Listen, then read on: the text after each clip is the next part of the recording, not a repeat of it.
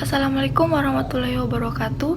Di sini saya akan menjelaskan apa itu korupsi, bentuk dari korupsi, dan faktor dari korupsi, beserta juga contoh atau gambaran dari korupsi dan anti korupsi.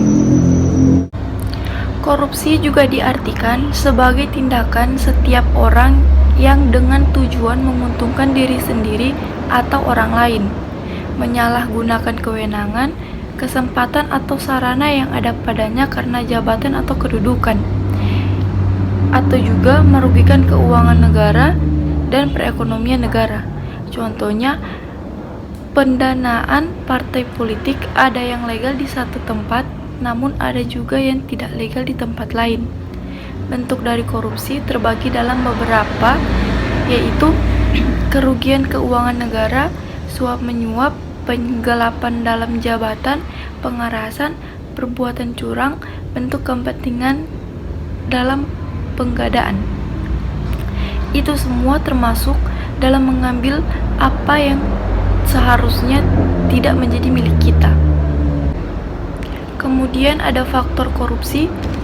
Yang pertama, iman tidak kuat. Yang kedua, lemahnya penegakan hukum. Yang ketiga, kurangnya sosialisasi dan penyuluhan kepada masyarakat.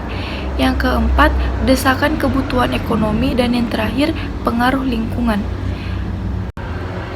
Berikut ada gambaran korupsi dan anti korupsi. Mari berantas korupsi, mulai dari diri sendiri.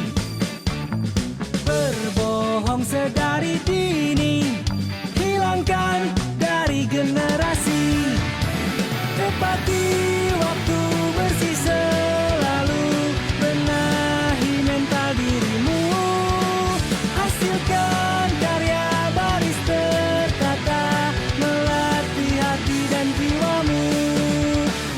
Mari berantas korupsi, mulai dari diri sendiri. Berbohong sedari dini, hilangkan dari generasi. Tepati waktu bersih selalu, benahi mental dirimu. Hasilkan karya baris tertata, melatih hati dan jiwamu.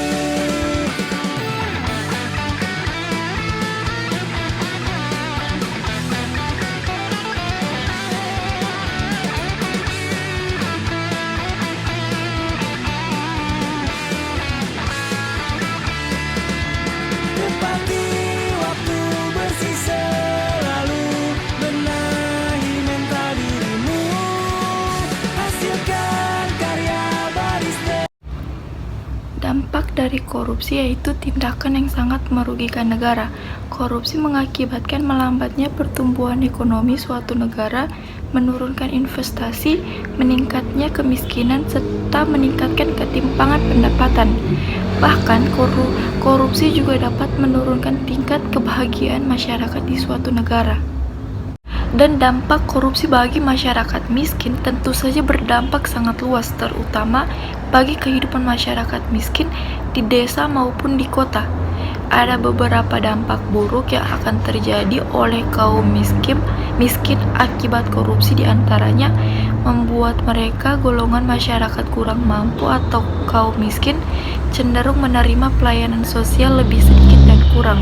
Dampak-dampak korupsi: lambatnya pertumbuhan ekonomi dan investasi, turunnya produktivitas, rendahnya kualitas barang dan jasa, menurunnya pendapatan negara dan sektor pajak.